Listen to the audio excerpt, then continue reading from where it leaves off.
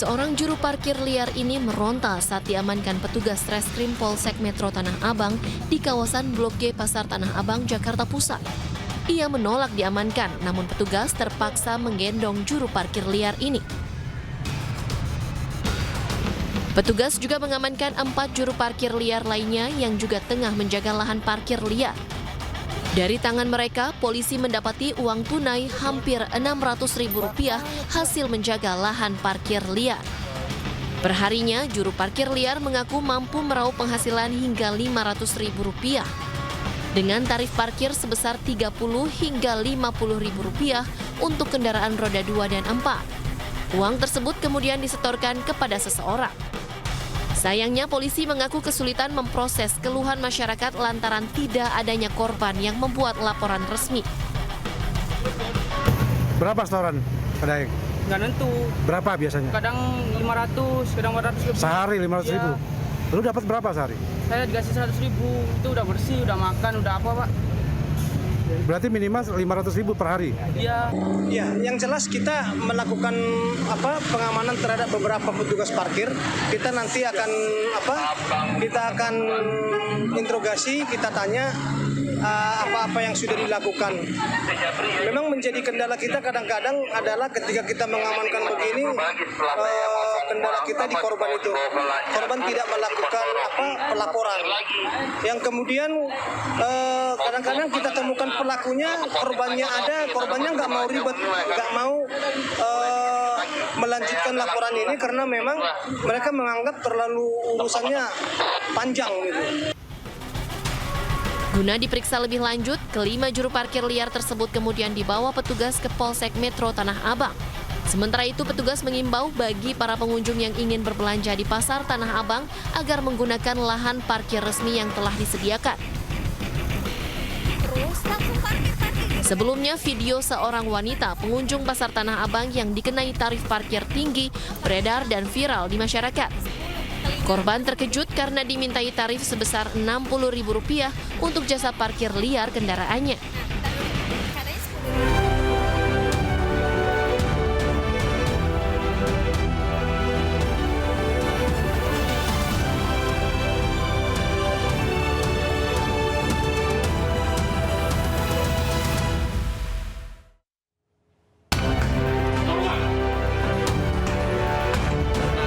Polda Metro Jaya tangkap pelaku penculikan dan kekerasan seksual terhadap anak di bawah umur di Pasar Rebo, Jakarta Timur.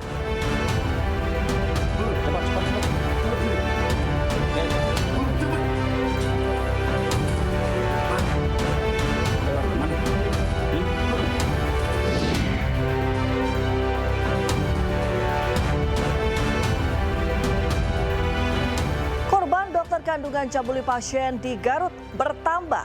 Polisi tetapkan pelaku menjadi tersangka.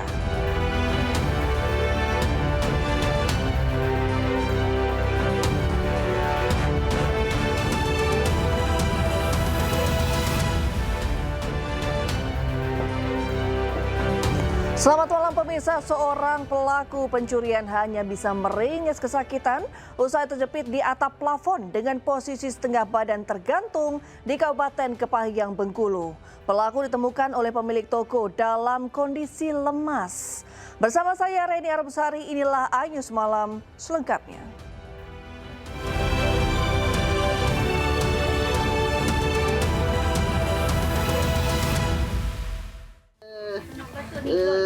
Kopi kok?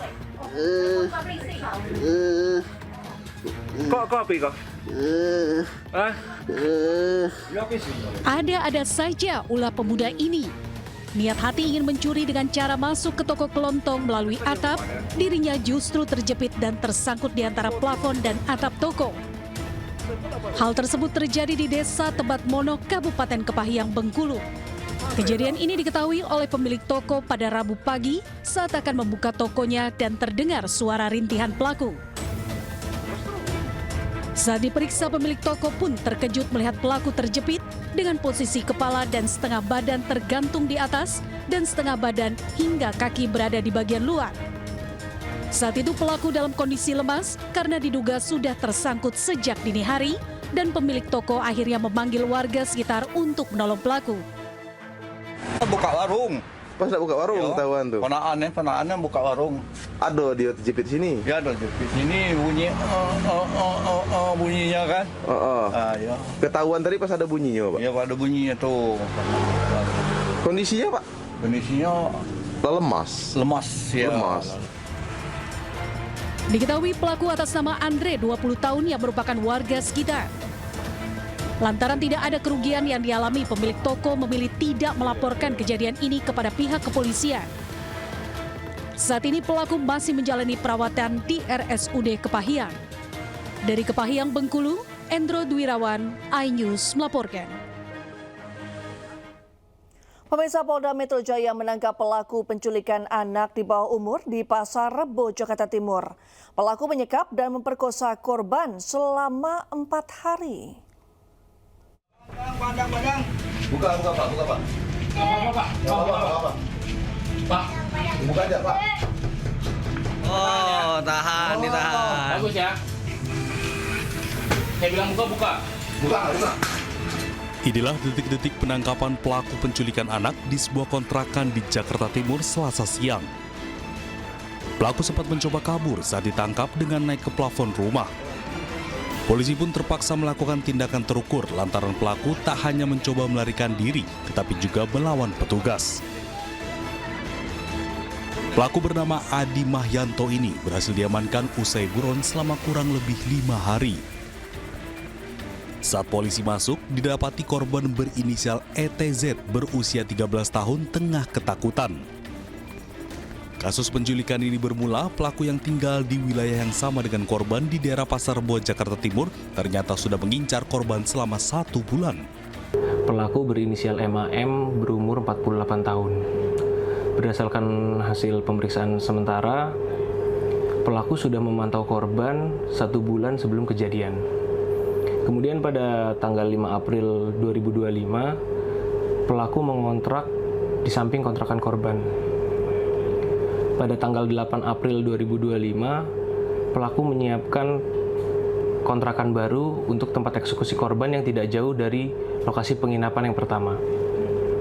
Kemudian pada tanggal 9 April 2025, pelaku mengajak korban untuk pergi berbelanja dan mengembalikan korban ke rumahnya. Setelah mendapatkan kepercayaan dari orang tua korban, pelaku mengulangi hal yang sama dan pada tanggal 10 April 2025, pelaku berhasil menculik korban dan tidak kembali lagi ke rumahnya. Dari hasil pemeriksaan, pelaku mengakui mencabuli bahkan memperkosa korban sebanyak 3 kali. Hingga kini pelaku masih dilakukan pemeriksaan di Polda Metro Jaya.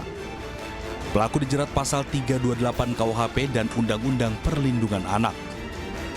Dari Jakarta, Dan Helmi Sajangbati, iNews melaporkan. Terduga pelaku pencabulan seorang guru besar Universitas Gadjah Mada Yogyakarta masih menerima gaji meski telah dipecat sebagai dosen. Sementara itu salah satu LSM perempuan, Rifka Anissa, siap bekerjasama dengan UGM guna memberi pendampingan kepada korban pencabulan.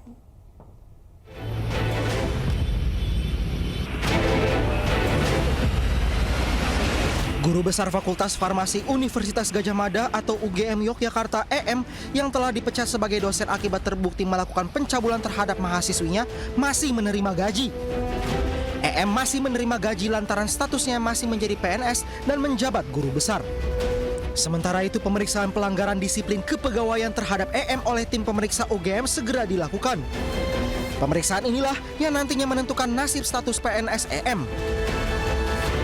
Berarti karena masih PNS dan guru besar tetap dapat gaji ya Pak? Ya, ini, Pak? Dari aspek legal kita perlu lihat ya, kan ada asas praduga tak bersalah. Jadi sampai terbukti dia terbalik, baru kemudian hak dan kewajibannya dihentikan. Karena begini, tanpa ada putusan atau yang final, kemudian terus kita menghapuskan hak dan kewajiban seseorang, dia akan bisa menggugat hak balik. Terkait desakan agar para korban melapor ke polisi, pihak UGM enggan memberikan komentar banyak. Menurut Andi, yang berhak melaporkan kasus itu secara hukum adalah korban. Kini UGM masih fokus memberikan pendampingan kepada para korban. Menanggapi hal itu, salah satu LSM perempuan yang konsen dengan isu kekerasan terhadap wanita, Rifka Anissa, menyatakan siap mendampingi para korban pencabulan di kampus UGM.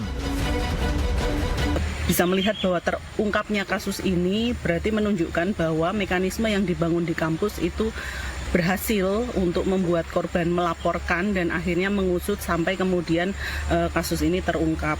Kami terbuka untuk kerjasama pendampingan. Sejauh ini memang sepengetahuan kami kasus ini didampingi oleh Satgas Kampus UGM. Nah, kalaupun kemudian nanti dibutuhkan untuk kerjasama layanan, tentu kami terbuka atas hal tersebut, seperti itu ya.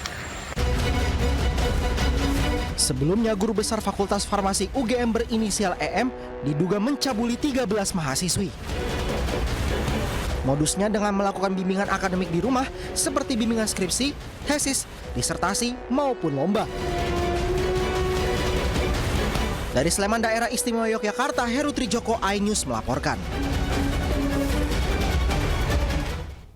Ya, Kejaksaan Agung menetapkan 1 tersangka baru dalam kasus dugaan suap terkait vonis lepas kepada terdakwa korporasi kasus korupsi ekspor CPO.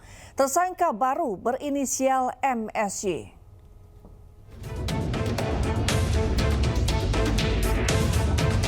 Kejaksaan Agung kembali menetapkan 1 tersangka baru dalam kasus dugaan suap terkait vonis lepas kepada terdakwa korporasi kasus korupsi ekspor CPO.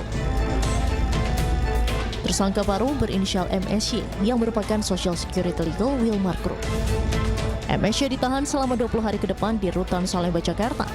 Selain menetapkan tersangka baru, Kejagung juga telah melakukan penggeledahan di 3 lokasi dan menyita 2 mobil mewah. Keterangan saksi dan dokumen baik yang diperoleh pada hari ini maupun 2 hari yang lalu,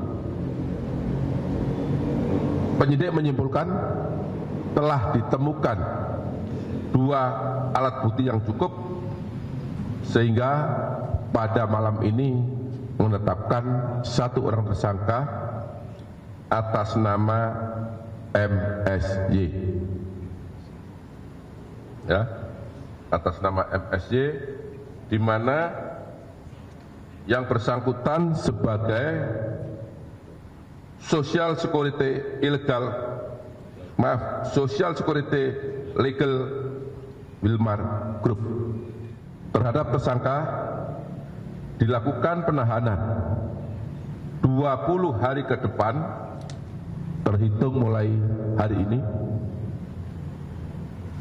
di Rutan Salemba, Cabang Kejaksaan Agung Republik Indonesia berdasarkan surat penahanan nomor 28 tanggal 15 April 2025. Dengan demikian, Kejagung saat ini telah menetapkan sebanyak 8 tersangka dalam skandal suap vonis lepas kasus minyak goreng. Ketujuh tersangka sebelumnya terdiri dari 4 hakim, 1 panitera, dan 2 pengacara. Dari Jakarta, tim liputan iNews melaporkan.